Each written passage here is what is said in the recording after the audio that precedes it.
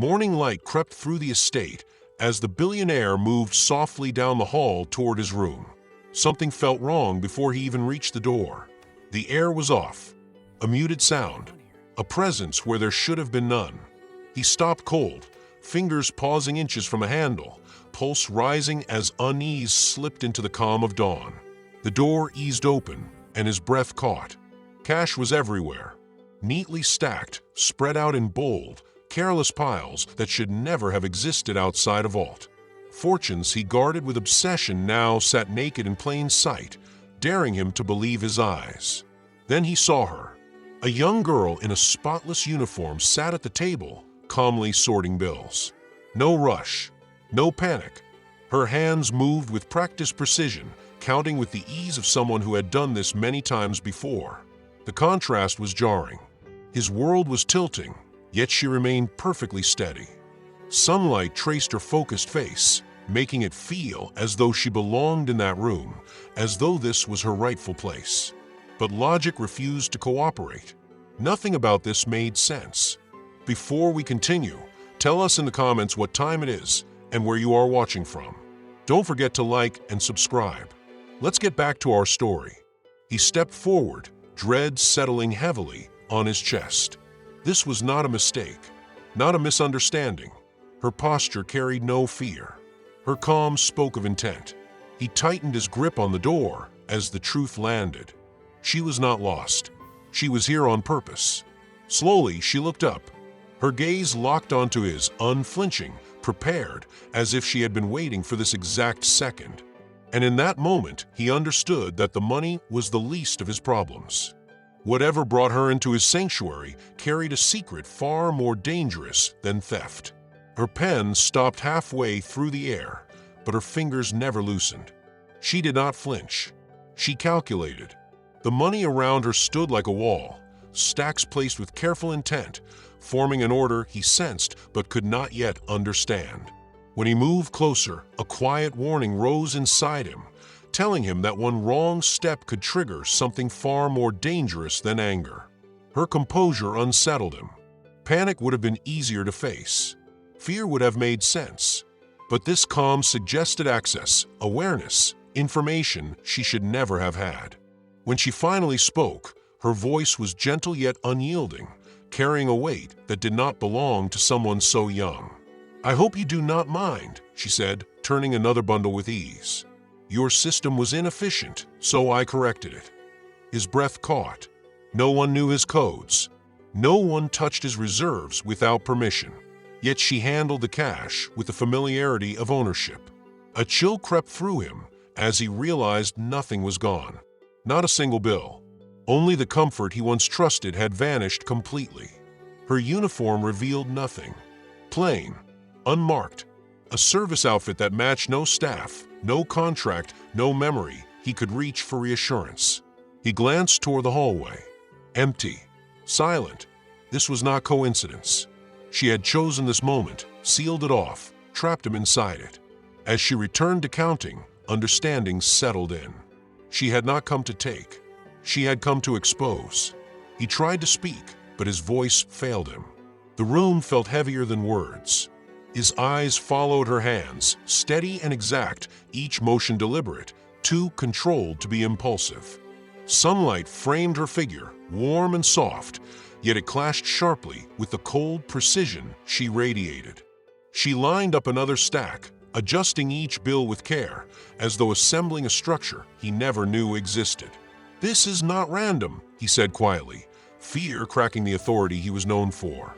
She gave a small nod, never looking up, as if she operated on a clock only she could hear. He scanned the room again. No damage, no disorder, everything intact.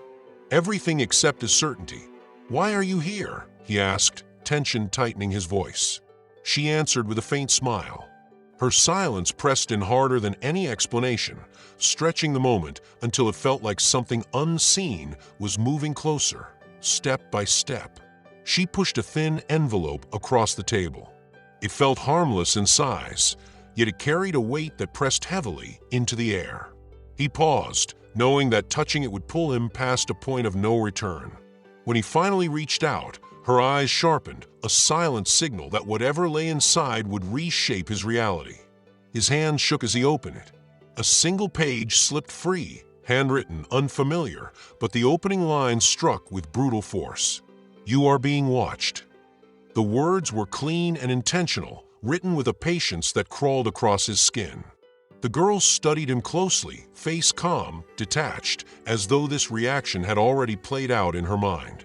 He turned the page and froze. Account numbers stared back at him. Private ones. Accounts protected by layers of security no outsider should ever breach. Every digit was exact. His chest hollowed. "Where did you get this?" he asked, his voice barely holding together. She did not answer. Instead, she gestured toward the stacks of cash. In that instant, the order became clear. They were not arranged randomly. They traced his hidden transactions, mapped his money trails with terrifying precision. He staggered back, breath tight, understanding crashing down on him. She was not revealing his secrets. She was translating them. Her calm now felt dangerous, as though this was only the surface of something far larger than the room they stood in. When she finally spoke, her voice carried no comfort. Only caution. This is just the start. The mansion suddenly felt too exposed, its walls incapable of holding whatever had been set in motion. He glanced toward the window, searching for escape, but her presence held him in place, locking him inside a design crafted with ruthless care. "Who sent you?" he demanded, forcing authority into his tone. She shook her head slowly, almost with pity. "I came alone," she said, though the way she said it made one thing clear. The truth was not finished revealing itself. She slid a second envelope toward him.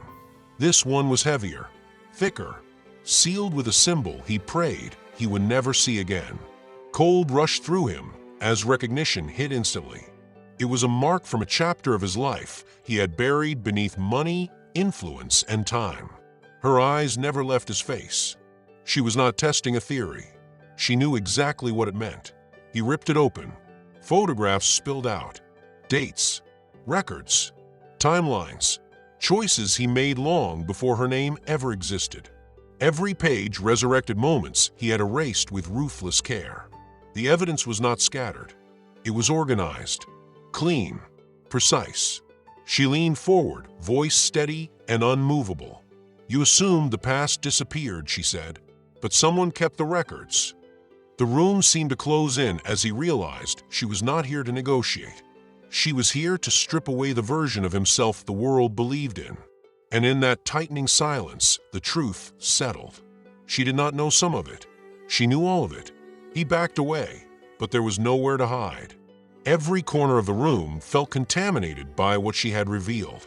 His own sanctuary turned hostile, walls echoing with truths he had smothered under decades of control and secrecy. She did not advance. She did not need to. Her presence alone burned like a spotlight. She opened a small notebook. Inside were dates, transfers, signatures he had convinced himself were gone forever. Each line reflected a version of him he refused to face. Not accusations, proof. Sharpened and waiting, he clenched his fists, understanding the real danger was not the information. It was the messenger. Calm, certain, untouchable. "You built everything on foundations meant to stay buried," she said evenly. "But someone followed every step back to you, and they want you prepared for what comes next." Her words carried more weight than any threat. This was not intimidation. It was judgment backed by certainty. "Why now?" he whispered, fear cracking through the authority he tried to summon. She closed the notebook gently, as if sealing his history shut again. Only this time it was no longer his to control. "Because your past finally arrived," she said coldly, "and it refuses to stay quiet." The floor seemed to tilt. Control slipped. Every second felt staged, as if she was executing instructions written long before she ever entered the room. She reached beneath the table and placed a small recorder beside the money. A red light blinked steadily. The message was clear. Every word mattered now. "Someone trusted me with this," she said, tapping the device, "because they knew you would not speak the truth on your own." His chest tightened. Names raced through his mind. Allies, enemies, deals made in darkness. None fit the scale of this. This was not betrayal. This was erasure. You have one opportunity, she continued, folding her hands calmly, to explain yourself before everything leaves this room. Her control frightened him more than violence ever could. She was not reckless. She was deliberate, every move designed to strip him bare. He stepped toward her, anger rising fast, but her steady stare swallowed it whole, reducing his fury to something weak and meaningless. "Choose your words wisely," she said calmly. "Every lie you tell becomes another truth I release." For the first time in years, something cold settled in his chest. He felt trapped. His mouth opened, searching for excuses, but nothing survived her silence. Each justification collapsed before it formed. The mansion around them, once a monument to power and dominance, now felt like a cage built to conceal his worst sins. She pushed one last document across the table. It bore a seal he believed no longer existed. He did not touch it. He could not. The paper itself seemed to accuse him, and his refusal only confirmed his fear. "That's the file," she said quietly. "The one they swore would never return. Promises don't last." He shook his head as memories surged back, moments he buried at any cost. She opened the page, exposing signatures. His signatures. Clear. Undeniable. Decisions he once believed were lost to time. Her calm was no longer unsettling. It was ruthless. "You built empires," she whispered, "but you forgot the lives crushed beneath them. Remember them." Her words shattered what remained of his composure. Sweat gathered along his brow as arrogance gave way to panic. She closed the folder and leaned back, fully aware she had dismantled every defense he relied on for decades. In that silence, he understood the real danger was not the documents. It was her. He staggered back. She did not follow. She did not need to. The truth already blocked every exit. "Who sent you?" he demanded, desperation breaking through. She shook her head gently, almost with pity. "The better question," she said softly, "is why they trusted me instead of facing you themselves." The implication cut deeper than accusation. Layers of betrayal stretched far beyond his understanding. He glanced at the stacks of money, his armor, his illusion of safety, and realized it held no power here. She rose slowly, commanding the room without raising her voice, an authority his influence could not match. "They didn't want revenge," she said, lifting the final envelope. "They wanted consequences." Dread sank into him as she approached, her footsteps controlled, steady, unavoidable. "This," she said, placing it in his shaking hand, "is what you feared most. The one thing you cannot escape." The envelope felt heavier than all the wealth on the table combined. She watched him break the seal, her eyes unwavering, already braced for the moment everything he believed in would crumble. The instant he read the opening line, the blood drained from his face. This was not proof. It was a call he could not ignore. The room fell silent as he gripped the paper, breath uneven, the weight of the words crushing down on him. She stepped back, granting him distance, yet her presence still pressed in like an unavoidable reality. He read the last section again, hoping disbelief would save him, but panic took hold instead, sharp and desperate. "This can't be real," he murmured. She tilted her head slightly, a quiet acknowledgement that denial had expired. The letter listed names, dates, witnesses, movements, every strand woven carefully into a trap built to hold him with no gaps. "You've relied on influence for a long time," she said evenly. "But influence has limits." His knees gave way and he sank into the chair beside the towering stacks of cash, wealth that now felt hollow, almost mocking. She reached for the recorder and switched it off. The soft click echoed like a period at the end of a long sentence.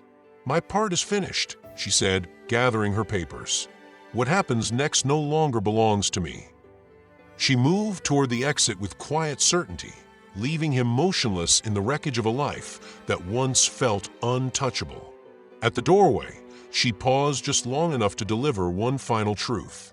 "The truth always comes back," she said softly. even when you spend your life running from it. The door closed. He remained seated alone with his fortune, emptied of power, surrounded by silence, and submerged in the truth he could no longer escape. If this story touched you, please like and subscribe. Share it with someone who needs to hear this.